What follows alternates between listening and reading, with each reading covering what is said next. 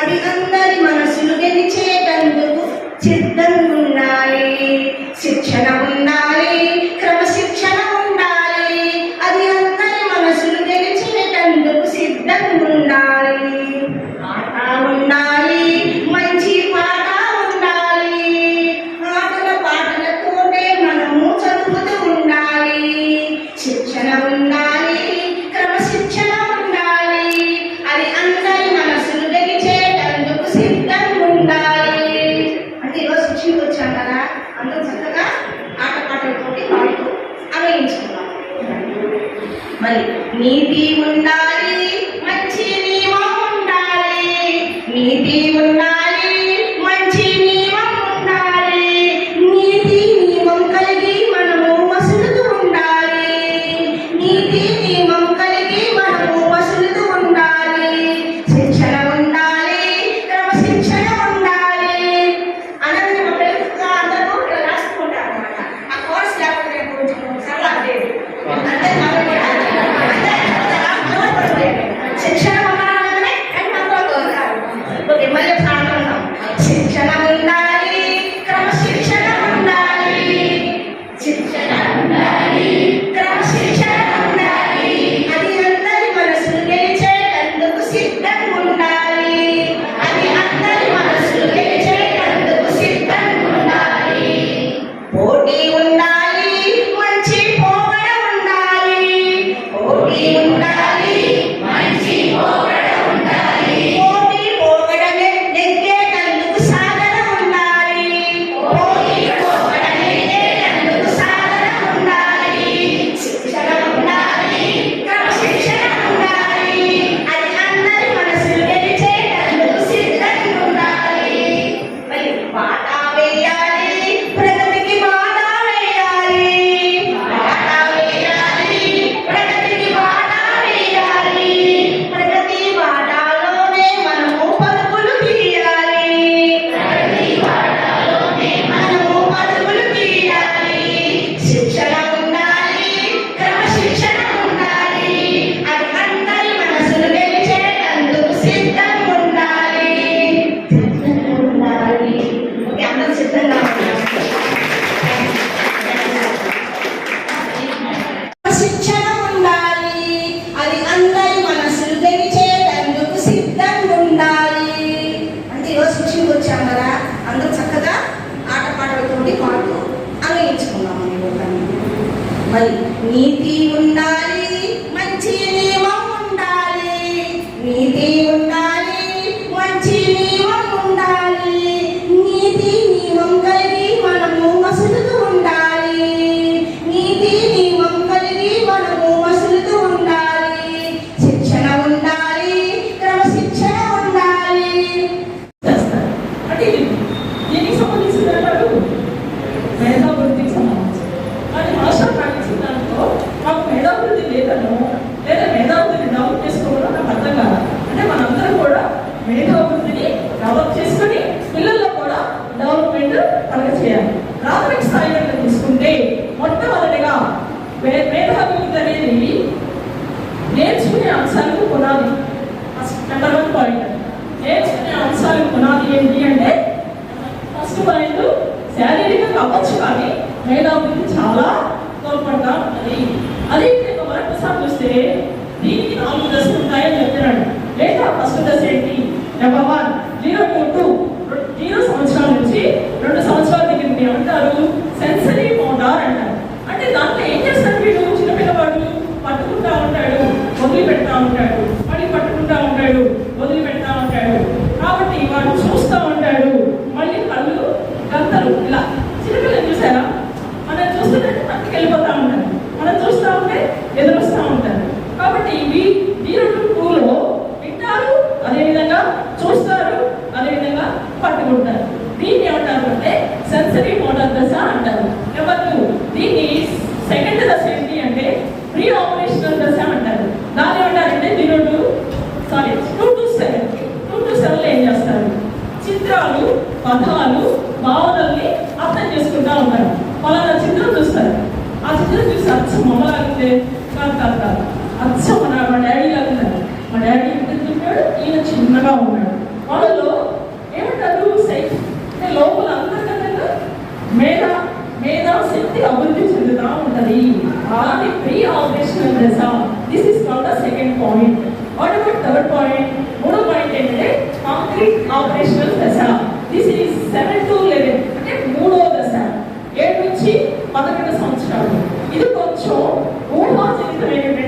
పరిస్థితులు. ఎవరన్నా చూస్తే అచ్చం జస్ట్ హీరోయిన్ లాగా ఉంది, ఓకే అమ్మో ఏమిటి ఇంత పొడుగు లేకపోతే అలా కొంచెం ఊహించుకుంటా ఉంటారు. కాబట్టి దీన్ని ఊహాజనిత పరిస్థితులు అంటారు. What about last one, fourth one, formal operation దశ. ఇది 12 సంవత్సరాలు. This is the critical condition. ఈ 12 నుంచి మన చేతికి వాళ్ళు చిక్కలు. కాబట్టి 12 సంవత్సరాలు ఏమంటారంటే ఫార్మల్ ఆపరేషన్ దశ అంటారు. ఇక్కడ ఏమైపోతాయి, వీడు ఊహించుకోడు, నెక్స్ట్ వెళ్ళిపోతాడు, సమస్య దగ్గరికి వెళ్ళిపోతాడు. వాడు పట్టుకోవడం అయిపోయింది, వాడు అన్ని చిత్రాలు అయిపోయినాయి, ఊహించుకోవడం అయిపోయింది. లాస్ట్ దశ 12+. దాన్ని ఏమంటారంటే సొల్యూషన్ దశ. వాడికి ఒక సమస్య వస్తుంది, ఆ సమస్యతో ఉపాధ్యాయుని వేధిస్తూ ఉంటాడు. కాబట్టి 12 సంవత్సరాల్లోని చాలా జాగ్రత్తగా అరటి పండుని తెచ్చి వాడి నోట్లో పెట్టినా కూడా వాడు తినలేని పరిస్థితి, ఎందుకంటే వాడి సమస్యలు వస్తూ ఉంటాయి. కాబట్టి ఈ సమస్యకు అనేక పరిష్కారాలు ఎవరు చెప్పాలి, మళ్ళీ ఉత్తమ ఉపాధ్యాయులు చెప్తా ఉంటారు. కాబట్టి మాకు ఇచ్చిన మేధావుని బట్టి మేధావుని కాబట్టి మరి మేధావులు అనేది కొంచెం చిన్న పాయింట్లో మరి మా టీచర్ గారు చాలా సహాయం చేశారు. మరి గ్రూప్ 3 మేము ఇప్పటి నుంచి కూడా మేధావులని పెంపొందించుకుంటామని మాటిస్తూ ఈ వారం రోజులు కూడా మేము పోటీ పెడతామని మరొకసారి మీకు మాటిస్తూ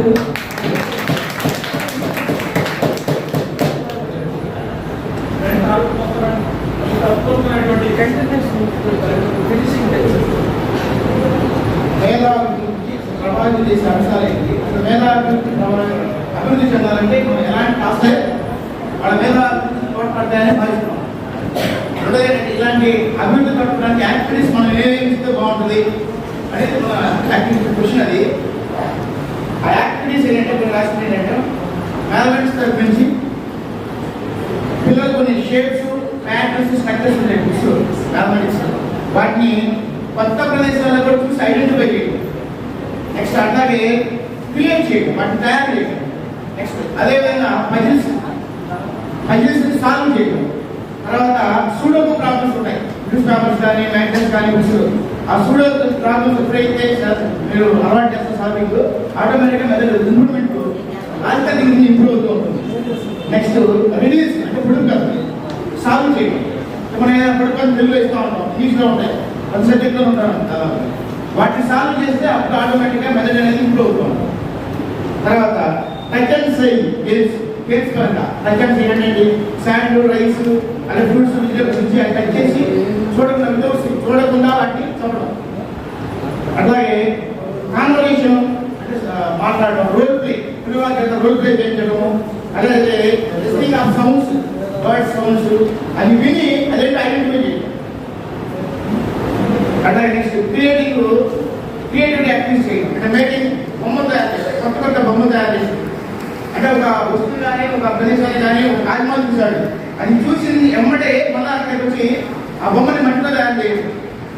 లేదా ఒక వస్తువుని చూశాడు, లేదా ఒక జంతువుని చూశాడు, ఏనుగు బొమ్మని చూశాడు, ఏనుగు చూశాడు, ఇలా ఆ చూసిన ఏనుగుని ఐక్యూ, ఫేషియల్ ఐక్యూ అంటారు, స్పేషియస్ ఐక్యూ. ఆ ఐక్యూ అది చూసి యాక్టివ్గా వచ్చి డయాగ్రామ్ని ప్రజెంట్ చేయగలరు బొమ్మతో, అంటే మట్టితో కానీ లేదా డయాగ్రామ్ క్రేయాన్స్తో కానీ ఎలా అయినా సరే. అట్లాగే ఎక్స్టెండింగ్ స్టోరీస్ సగం చెప్పి దాన్ని ఎక్స్టెండ్ చేయమని, లేదా ఒక స్టోరీని పూర్తిగా ఏదో కొన్ని పదాలు ఇచ్చేసి ఒక స్టోరీని వాడే క్లాస్ చేయమని. నెక్స్ట్ పిక్చర్స్ ఇచ్చేసి కొన్ని బొమ్మలు ఇచ్చి ఆ స్టోరీని క్రియేట్ చేసి చెప్పమని చెప్పడం. నెక్స్ట్ అట్లాగే కరెక్టింగ్ కొన్ని బొమ్మ ఇచ్చారు, బొమ్మ ఏదైనా ఒక పిక్చర్ దాన్ని పీసెస్ డివైడ్ చేసి మళ్ళీ యాక్టివ్గా హోల్ పిక్చర్ ఫామ్ అవడం కోసం దాన్ని అరేంజ్మెంట్ చేయమని. నెక్స్ట్ అట్లాగే estimation and evaluation without calculating, ఏదైనా ears to hear. Number 5, eyes to see. వీటన్నిటిని ఉపయోగించుకుని వాళ్ళు ఏం చేస్తారు, భాషాభివృద్ధికి అంటే మేధాభివృద్ధికి చిన్నప్పటి నుంచే ప్రారంభం అవుతూ ఉంటుంది. ఇది మధ్యలో వస్తుంది అనుకుంటాం, కానీ వాళ్ళు ఫస్ట్ నుంచి అబ్జర్వేషన్లో ఉంటారు. మీరు గమనిస్తారో లేదు, పిల్లలు తల్లిని ఫస్ట్ అనుకరిస్తూ ఉంటారు, తర్వాత గురువుని అనుకరిస్తూ ఉంటారు. సరే, ఇదంతా ఒక ఎత్తు. అయితే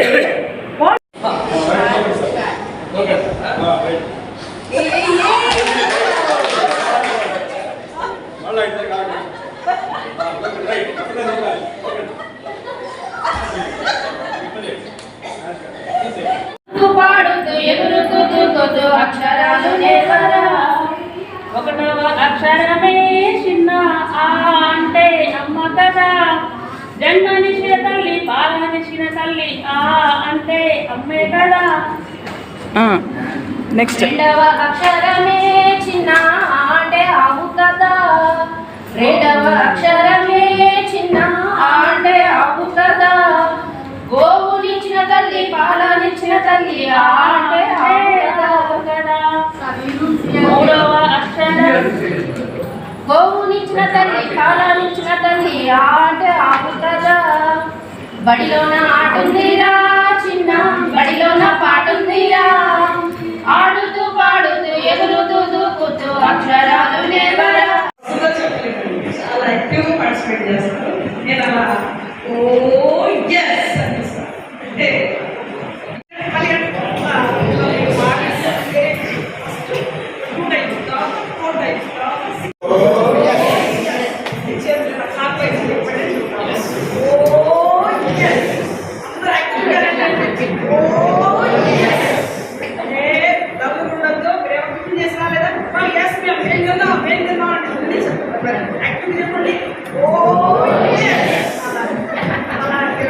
అసెంబ్లీలో కూడా కొంచెం యాక్టివేట్ చేయడం కోసం చెప్తుంటారండి.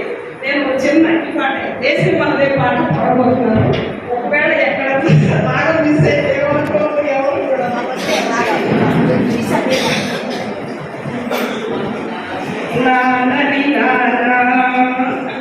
స్టార్టింగ్ కూడా ఇక్కడ నుంచి పాడమని చెప్తారండి. మీకు తప్పులు పోయినా పక్కన పోయినా నో ప్రాబ్లం, హ్యాపీగా ఉండండి. Feel free. స్కూల్లోకి వచ్చేది హ్యాపీగా ఉండడం కోసం, హ్యాపీగా నేర్చుకోవడం కోసం. మీకు హెల్త్ బాగోకపోతే ఆబ్సెంట్ నో ప్రాబ్లం. మళ్ళీ స్కూల్లోకి వచ్చాక యాక్టివ్గా ఉంటుంది. ఓకేనా?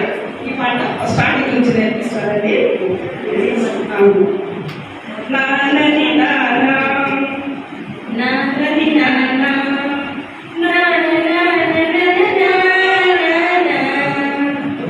దేశం మనదే పేదం మనదే. దేశం మనదే పేదం మనదే. ఎగురుతున్న జెండా మనదే. నీతి మనదే జాతి మనదే. ప్రజల అండదండ మనదే. అందాల ముందు వేళలో ఆత్మీయ రాగం ఉంది దారిలో. ఏ కులమైనా ఏ మతమైనా ఏ కులమైనా ఏ మతమైనా భరతమాతకొకటే లేరా.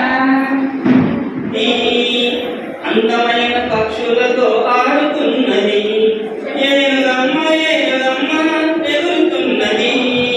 చెట్టు చేమ పుట్టలన్నీ చూస్తున్నది. అందమైన ఏనుగు గాలిలోన ఎగరాలని గర చుట్టు కట్టింది, పైకి పైకి ఎగిరింది. ఏనుగమ్మ ఏనుగమ్మ ఎగురుతున్నది, అందమైన పక్షులతో ఆడుతున్నది. ఏనుగమ్మ ఏనుగమ్మ ఎగురుతున్నది, చెట్టు చేప పుట్టలన్నీ చూస్తున్నది. అలా ఉంటుంది. ఆడి మనం ఏం చేయాలి? ఫస్ట్ మనం పాట నేర్చుకోవాలి.